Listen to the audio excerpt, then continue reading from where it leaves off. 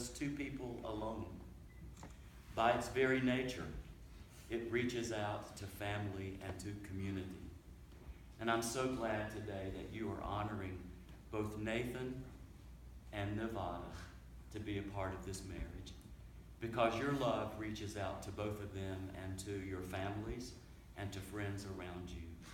And so I'm grateful that you have made this choice to include them in this sacred moment. I also need to let you know that love doesn't consist of just gazing into each other's eyes, but reaching out to a world that is so in need of love. And you too can do that because you have the foundation for each other in Jesus Christ, who loves us all and who is the center of this marriage today. That's kind of the description that Paul uses in his letter to the 1 Corinthians.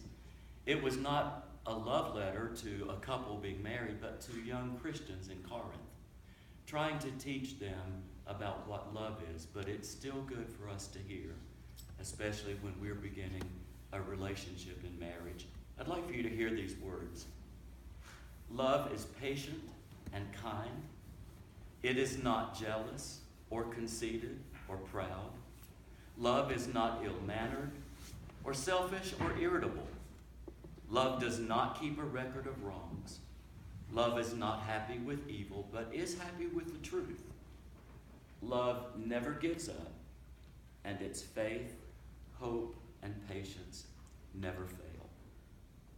Isn't it interesting that Paul says nothing here about what you receive in love, but you do receive so much. But his focus is on what you give, and particularly on what love gives when it's tested. Paul's assumption is there will be hardships, but love stays patient, kind, and unselfish. There will be wrongs, but love won't keep a record of them. There will be discouragement, but love never gives up. That's the upshot of it all. And it seems to be that love is best known by how it hangs on, by how it consistently seeks out what is best for the other, by how it unfolds and grows year by year toward the likeness of God's perfect love. That's what I pray for you and for your family today.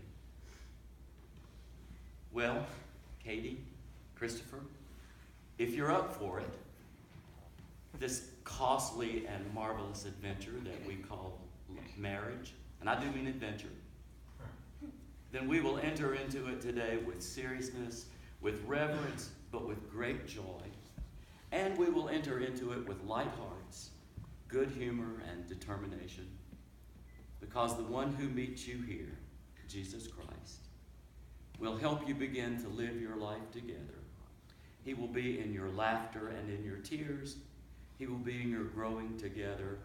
And he will perfect in you a strong faith, an endless hope, and maybe the greatest of all, an everlasting love. Do you have words of commitment for each other? And can you now offer them to each other? I'm going to ask you to give your flowers to Nathan. Turn toward each other